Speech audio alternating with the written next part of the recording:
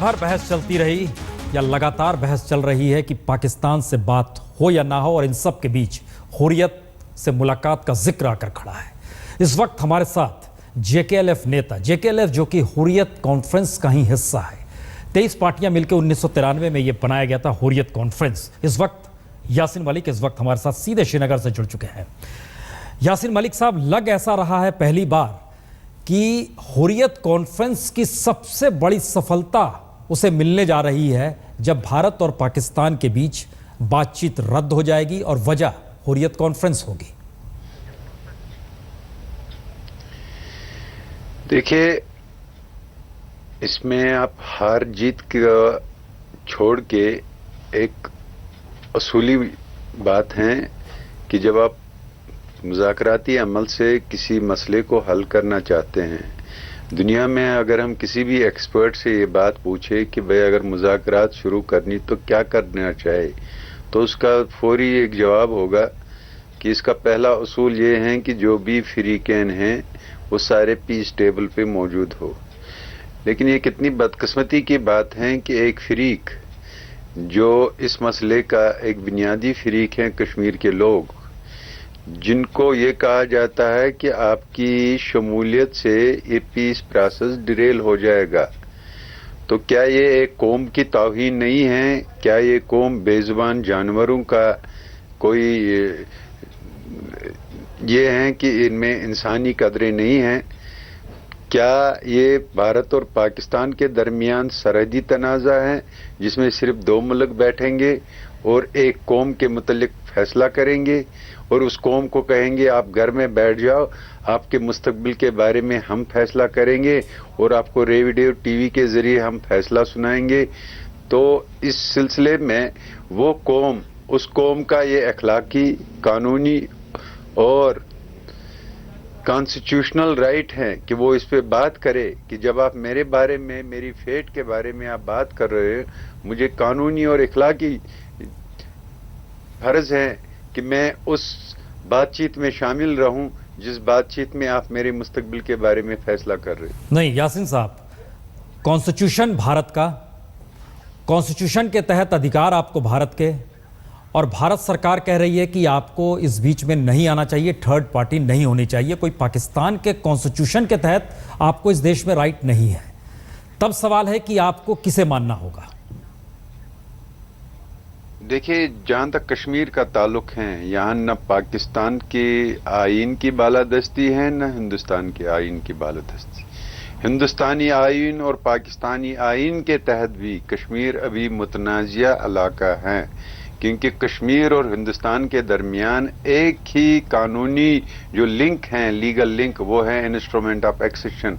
अगर आप उस इंस्ट्रूमेंट ऑफ एक्सेशन को भी पढ़ेंगे तो उसमें खुद जो हिंदुस्तान के हेड ऑफ द स्टेट थे उस वक्त, उसकी लेटर है जिसने ये कहा है कि ये जो इंस्ट्रूमेंट ऑफ एक्सेशन है ये एक टेम्परेरी डॉक्यूमेंट है।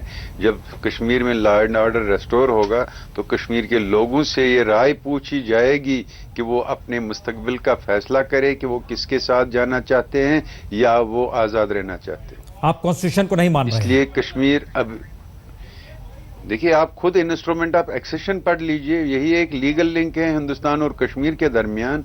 हम तो चाहते हैं जो इंस्ट्रूमेंट ऑफ एक्सेशन है इसकी फॉर्मेलिटीज आप पूरे कीजिए। वो फॉर्मेलिटी ये है कि खुद head of the state of India की जो इसमें लेटर है, जो उसने खुद ये कहा कि एक टेम्परेरी डॉक्यूमेंट है, लोगों से राय पूछी जाएगी, डेमोक्रेटिक राय, ताकि वो ये फैसला करेंगे आए वो हिंदुस्तान से जाना चाहते हैं, पाकिस्तान के साथ जाना चाहते हैं या वो आज़ाद रहना चाहते हैं।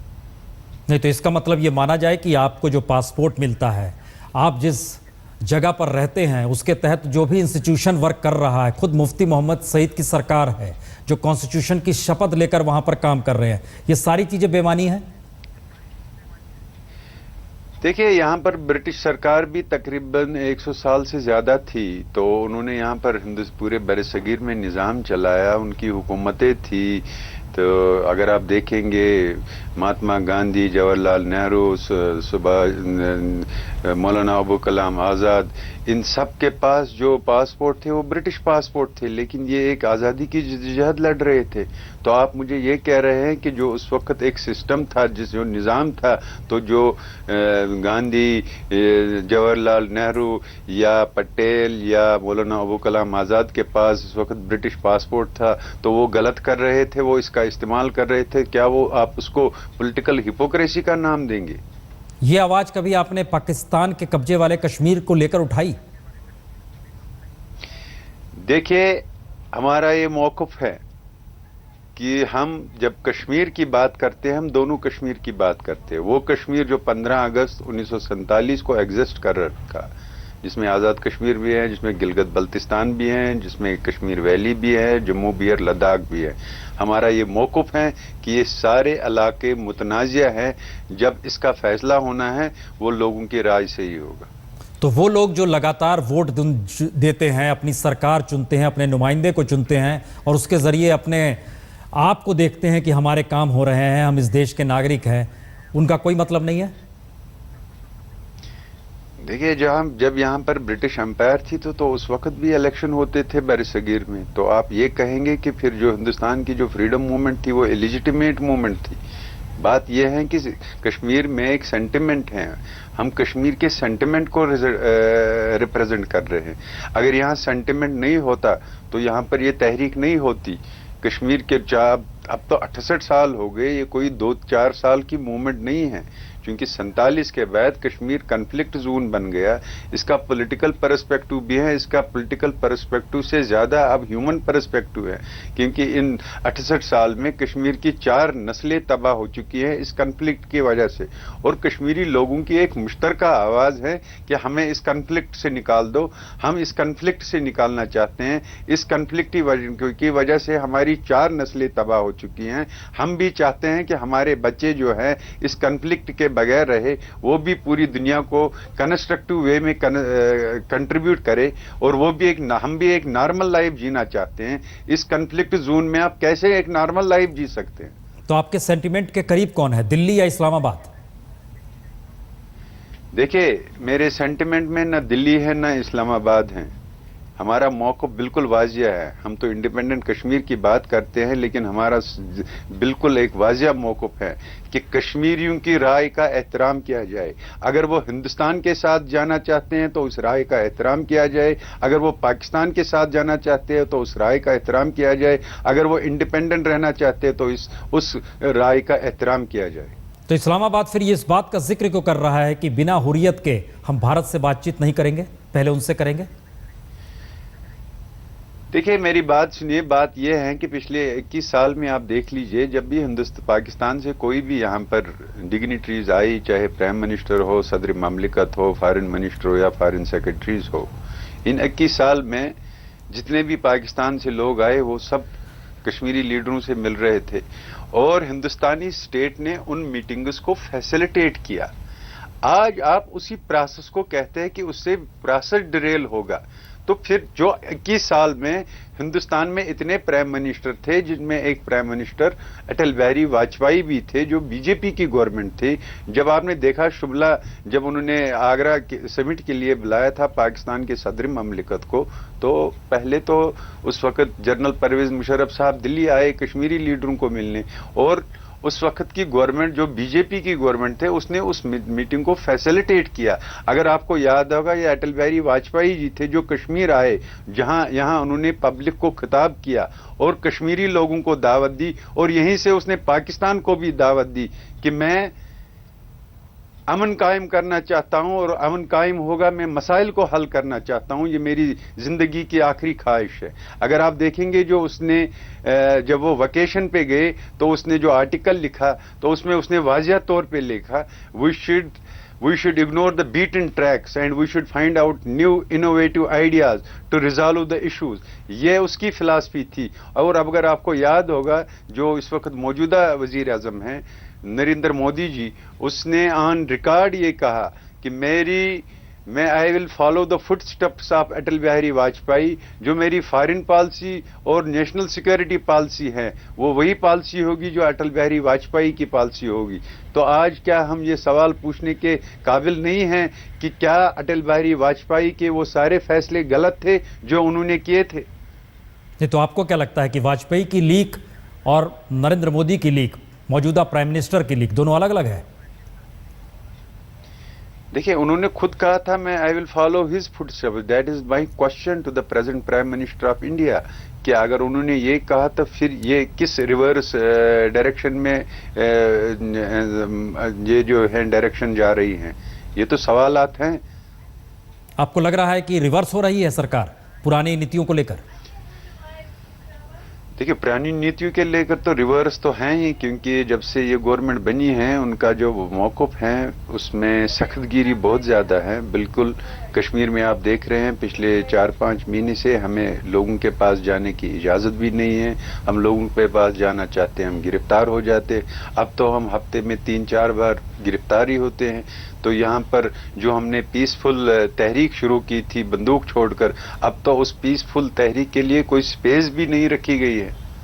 तो आपने बंदूक तो क्या आपने बंदूक बंदूक छोड़ी क्यों थी? देखिए, जब मैं जेल में था तो हिंदुस्तान की civil society, American government, British government और यूरोपियन यूनियन सब ने मिलकर परस्यू किया कि अगर पुरअमन तहरीक चलाई जाएगी तो हमारी इसमें कोशिशें होगी इस मसले को हल करने के लिए, और जो पुरअमन तहरीक होगी इसका इंडियन सिविल सोसाइटी का भी सपोर्ट होगा।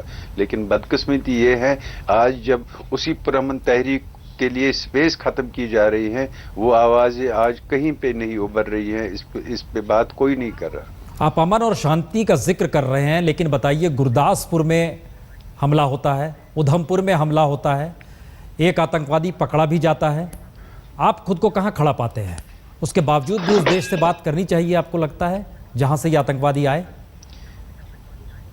देखिए, मैं आपको एक बात कहूँगा, जब हमने बंदूक उठाई थी तो उस वक्त अगर याद होगा तकरीबन 50 से 60 हज़ार कश्मीरी नौजवान बंदूक लेकर थे। उस वक्त कश्मीर में हर जगह सिर्फ बंदूक चल रही थी। लेकिन जब हमने बंदूक छोड़ी और सीज़ फायर शुरू किया, उसके बाद हमने पुरअमन तहरीक शुरू की, और उसके बाद आहिस्ता आहिस्ता आपने देख लिया कि 2008 में एक कलेक्टिव ट्रांजिशन हुई from violent movement to non violent democratic movement. लेकिन बदकिस्मती ये है कि उस नॉन वायलेंट डेमोक्रेटिक इनकलाब पे फौजी ताकत इस्तेमाल हुई। उस वक्त 72 लोग को कत्ल किया, 2009 में 45 लोगों को कत्ल किया गया, 2010 में 128 लोगों को कत्ल किया। आज जो हैं छोटे छोटे बच्चे हैं उनको जेलों में बंद कर दिया जाता है, उनके घर वालों को तंग किया जाता है। और आज आप देख रहे हैं कि यही नौजवान नस्ल जो पढ़े लिखे हैं वो दोबारा पुश हो रहे हैं बंदूक की तरह, क्योंकि दोबारा जब 1988 में जो हमारे साथ हुआ, जब पुरअमन तहरीक में हमें रेड 16 इंट्रागेशन सेंटर ले जाया गया और वहाँ पर टार्चर के ज़रिए मेरा हार्ट वैल्यू भी ख़राब किया गया, और जिस वजह से उस वक्त जो है नौजवानों ने फिर बंदूक का रास्ता इख्तियार किया। आज वही सूरत हाल दोबारा दोहराई जा रही है कश्मीर में। एक पुरअमन तहरीक पे जो लोग नॉन वायलेंट प्रोटेस्टर्स में हैं उनको पुलिस स्टेशनों में उनके घर वालों को अब्यूज़ किया जा रहा है, उनके घर वालों को गाली गलौज की जा रही है, माँ बाप को। और इस वजह से आज आप देख रहे हैं कि पढ़े लिखे नौजवान अब दोबारा बंदूक की तरफ जा रहे हैं।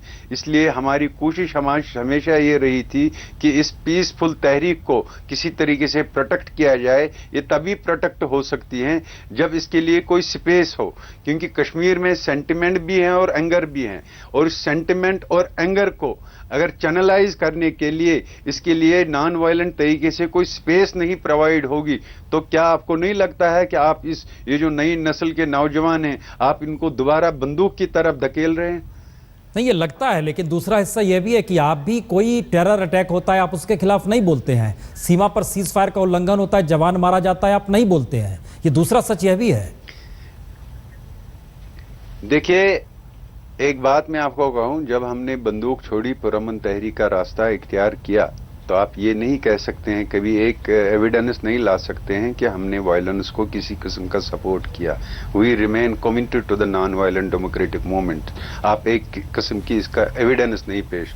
लेकिन जब मैंने ये कहा कि बहुत से ऐसे नौजवान हैं जिनको पुश किया जा रहा है, उसके लिए एक रिथिंकिंग की ज़रूरत है कि जिस तरीके से नॉन वायलेंट मूवमेंट की डेमोक्रेटिक स्पेस जो हैं वो ख़त्म की जा रही हैं, क्या आप इन नौजवानों को दोबारा तो नहीं धकेल रहे हैं बंदूक की तरह? नहीं, सवाल आपको देखते ही हर भारतीय के जहन में आता है कि मुंबई अटैक के दोषी व्यक्ति के साथ आप पाकिस्तान में जाकर बैठ जाते हैं, हाफिज सईद के साथ। देखिए, मैं आपको एक बात बताऊं, जब मैं पाकिस्तान में बैठा भूख हड़ताल पे, जो अफजल गुरु साहब को फांसी दी गई, तो भूख हड़ताल का एक तस्वुर है, एक कंसेप्ट है, वो ये है कि एक नॉन वायलेंट मूवमेंट के जरिए आप एक मैसेज देते हैं, आप अपने आप को तकलीफ देते हैं और एक प्रोटेस्ट करते हैं। अगर उसमें कोई शामिल होता है अपनी मर्जी से, वो तो उस नॉन वायलेंट भूख हड़ताल का सपोर्ट करता है, न कि किसी वायलेंट मूवमेंट को। वहां पर कोई वायलेंस के लिए जरगा नहीं खड़ा किया गया था। वो जो भूख हड़ताल थी, वो भूख हड़ताल का मकसद ये थे कि खुद को तकलीफ देना, एक नॉन वायलेंट प्रोटेस्ट रजिस्टर कराना, और वो मैंने किया पाकिस्तान की सरजमीन पे। एक आखिरी सवाल, क्या आप दिल्ली आएंगे मुलाकात के लिए? जम्मू कश्मीर लिबरेशन फ्रंट ने फैसला किया है कि उनकी जो आला सतह की क़यादत हैं, जिनमें सेक्रेटरी जनरल गुलाम रसूल डार ईदी साहब और वाइस चेयरमैन शौकत अहमद बख्शी साहब, वो दिल्ली जा रहे हैं डेलीगेशन के हवाले से, वही मुलाकात करेंगे। आपको भरोसा है ये बातचीत होगी? देखिए, भरोसे पे तो मैं बात नहीं करूंगा, तो लेकिन मैं भी एक शहरी हूं इस दुनिया का, तो एक शहरी के नाते जिस तरह हर एक की एक ह्यूमन साइकोलॉजी है, ह्यूमन साइकोलॉजी में ये है कि हर शख्स को ये लगता है कि जो डायलॉग प्रोसेस है और पीस प्रोसेस है, वो एक होप होती है। तो हम भी ये तवक्का रखते हैं कि डायलॉग प्रोसेस और पीस प्रोसेस से ही मसाइल का हल ढूंढा जाए, ताकि इस खत्ते में हकीकी अमन कायम हो जाए। लेकिन अगर ये होप ख़त्म कर रहे हैं, तो उसके लिए कश्मीरी जिम्मेवार नहीं है, बल्कि कश्मीरी लोगों ने इसमें भी एक ही आवाज़ बुलंद की कि अगर आप पीस प्रोसेस के ज़रिए मसला कश्मीर का हल चाहते हैं, तो कश्मीरी लोगों का ये कानूनी हक है, आईनी हक है कि एज ए प्रिंसिपल पार्टी उनको उस पीस टेबल पे लाया जाए जहां पर हिंदुस्तान और पाकिस्तान कश्मीर के मुस्तकबिल का फैसला करना चाहते हैं। बहुत बहुत शुक्रिया यासिन मलिक साहब, बहुत बहुत शुक्रिया।